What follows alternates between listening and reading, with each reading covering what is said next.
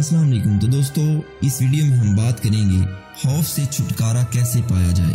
خوف جہالت کا نتیجہ ہوتا ہے۔ ڈر سے چھٹکارا پانے کے لیے اس کا ہر طرف سے جائزہ لینا بھی فائدہ مند ثابت ہوتا ہے۔ کیا خطرات ہیں؟ کیا جو کام کرنے کے لیے یہ خطرات مول لیے جا رہے ہیں وہ اس قدر فائدہ مند ہے بھی کہ یہ خطرہ مول لے لیا جائے؟ کیا کام کرنے کا کوئی اور طریقہ بھی ہے جس سے یہ خطرہ مول نہ لینا پڑے؟ کیا اس کام کے کرنے میں غیر متوقع مشکلات پیش آ سکتی ہیں؟ کیا آپ کے پاس پروجیکٹ کے بارے میں تمام اعداد و شمار اور منصوبے کی چھوٹی سے چھوٹی تفصیل موجود ہے؟ باقی لوگوں نے ایسے موقعوں پر کیا کیا تھا اور کیا وہ مثبت نتائج حاصل کرنے میں کامیاب ہوئے تھے؟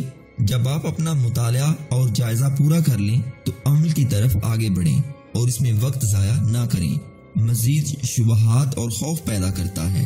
ایک مشہور ماہر نفسیات نے ایک دفعہ کہا تھا کہ ایک اکیلی عورت رات کے وقت اکیلے میں خود کو سنانے والی آوازوں کے خوف کو بہت جلدی دور کر سکتی ہے۔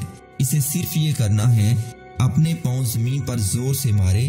یہ پاؤں جو زمین پر رکھے گی ایک طرح سے خوف سے نکلنے کی طرف اس کا پہلا قدم ثابت ہوگا۔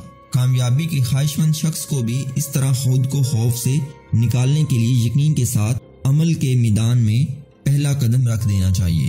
ہم میں سے ہر کسی کے ذہن میں ثابت قدمی اور جرأت کی مثبت قوتیں موجود ہوتی ہیں۔ ان کو استعمال میں لانے کی مہارت خوف جیسی منفی طاقت کو ختم کرنے میں مددگار ثابت ہو سکتی ہے۔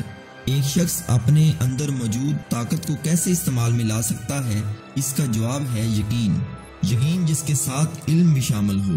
اگر یقین کو صحیح طریقے سے سمجھا جائے تو یہ ہمیشہ متحرک ہے، کبھی غیر متحرک نہیں ہوتا۔ غیر متحرک یقین ایک جامد ڈائمو کی طرح ہے جس سے اس وقت تک کوئی برقی توانائی حاصل نہیں کی جا سکتی جب تک اسے گمایا نہیں جائے۔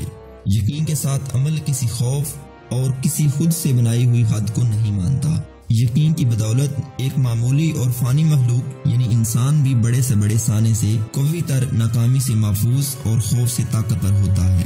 یقین کی دولت سے مالا مال شخص وہ ہوتا ہے جس نے اپنے ذہن کو تسلیم کرنے کے حوالے سے تربیت دی ہوتی ہے۔ اس نے اپنے ذہن کو روزمرہ زندگی میں فوراً فیصلہ کرنے اور عمل کی تربیت دی ہوتی ہے۔